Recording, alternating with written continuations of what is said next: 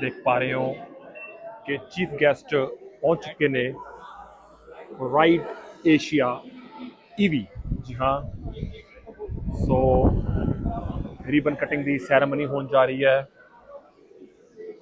ਤੇ ਨਾਲ ਦੇਖ ਸਕਦੇ ਹੋ ਉਡਾਨ ਮੀਡੀਆ ਤੋਂ ਗੁਰਭਜਨ ਸਿੰਘ ਢਿੱਲੋਂ ਜੀਐਸ ਢਿੱਲੋਂ ਜੀ ਤੇ ਨਾਲ ਲੁਧਿਆਣਾ ਤੋਂ ਗੁਰਮੀਤ ਸਿੰਘ ਕੁਲਾਰ ਤੇ ਹੋਰ ਸਾਰੇ ਗਣਮਾन्य ਸੱਜਣ ਤੇ ਇਨੋਗ੍ਰੇਸ਼ਨ ਹੋਣ ਜਾ ਰਹੀ ਹੈ ਇਸ ਵਕਤ ਰਾਈਡ ਏਸ਼ੀਆ ਈਵੀ ਦੀ।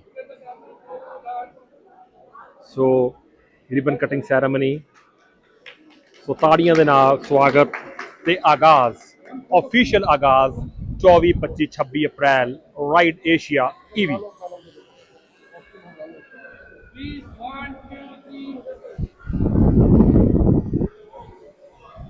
सो सारियां ही सम्मानित शख्सियतां इस वक्त स्क्रीन ते तुहाडे सामने है।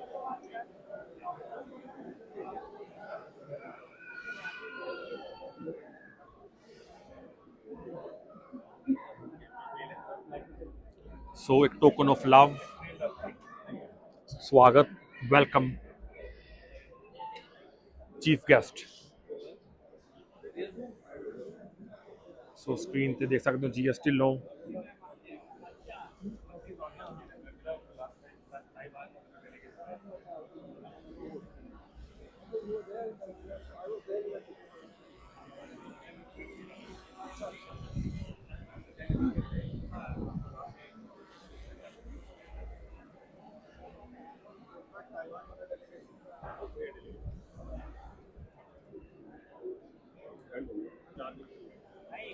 सो मुआयना हो रहा है देखा जा रहा है राइड एशिया ईवी एग्जीबिशन नूं। विनम्रा मिश्रा जी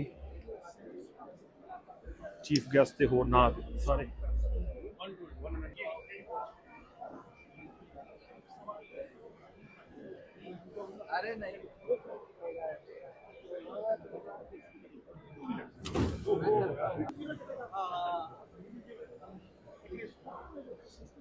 सो ज्वाइंट सेक्रेटरी MSME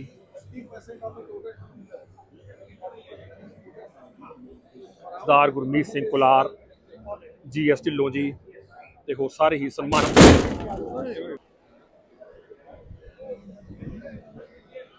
सवा 100 ਦੇ ਕਰੀਬ ਸਟਾਲਸ ਦੇ ਨਾਲ ਖਚਾ ਖਚ ਭਰਿਆ ਹੋਇਆ ਹੈ ਇਹ ਹਾਲ ਰਾਈਡ ਏਸ਼ੀਆ ਈਵੀ।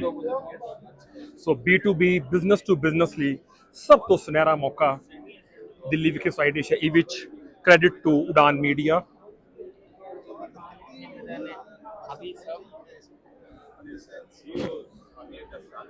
ਸੋ ਪੂਰਾ ਵਾਕ ਥਰੂ ਹੋ ਰਿਹਾ ਸਾਰੇ ਸਨਮਾਨਿਤ ਸ਼ਖਸੀਅਤਾਂ ਦੇ ਵੱਲੋਂ इस हॉल का एक निरीक्षण एक जो सप्लाई हो रहा है सब कंज्यूम हो जा रहा है।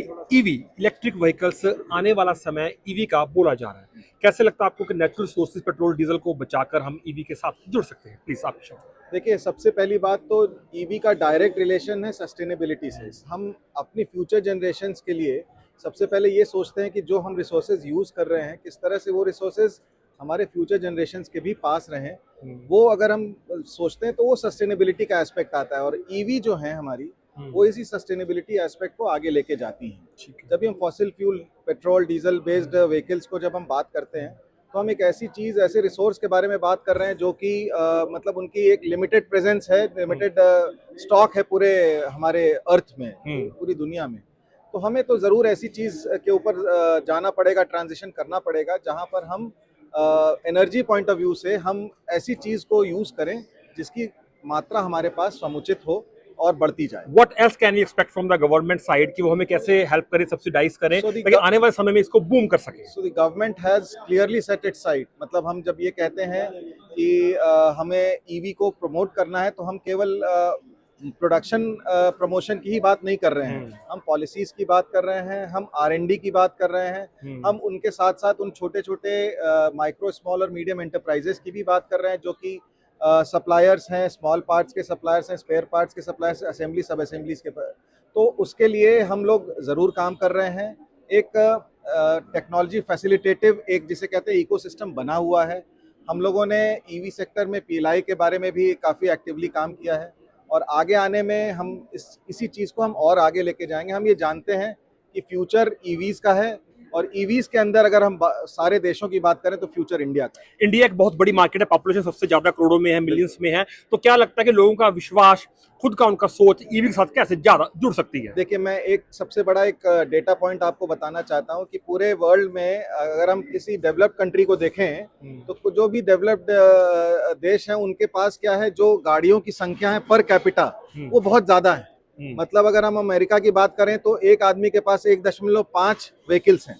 जब हम इंडिया की वही बात करते हैं तो हमारे पास करीब 1.16-1.2 के करीब हमारे पास व्हीकल्स हैं। तो हमारे को जब हम हर आदमी के पास एक गाड़ी का एक टारगेट रखेंगे, और हमारी, जैसा आपने खुद ही बोला, पॉपुलेशन हमारी इतनी है कि पॉपुलेशन को अगर हम इंटरनल मार्केट को ही केवल टारगेट करेंगे तो ही हमारा जो ईवी सेक्टर है या पूरा ऑटोमोबाइल सेक्टर है बहुत हद तक बूम पे आ जाएगा।